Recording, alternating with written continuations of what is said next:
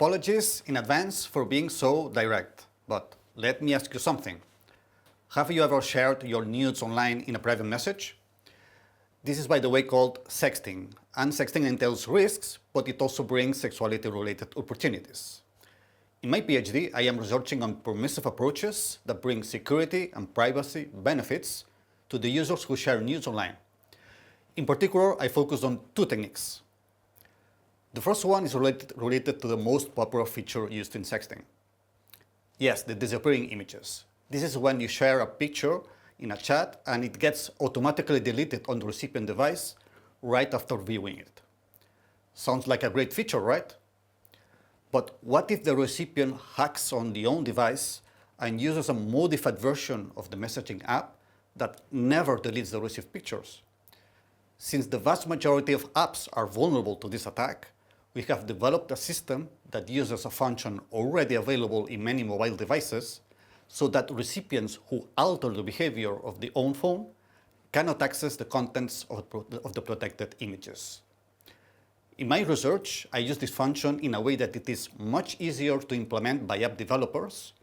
It keeps image contents private in the face of the messaging platform, and it also preserves anonymity among end users.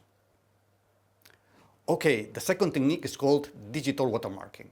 It is about inserting invisible data in images in a way that it is robust, meaning that it is very difficult to delete this hidden data without affecting picture quality.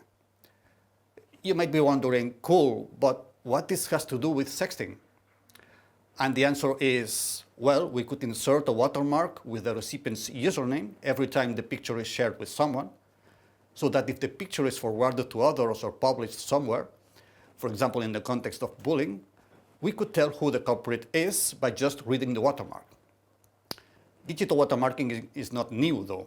It has already been studied in copyright applications, but I am trying to optimize its use for the sexting scenario.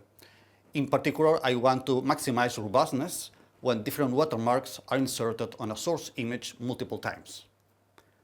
I am also studying the use of a technique called homomorphic encryption that would allow to use an external entity to certify the validity of the watermark without having to access the image contents.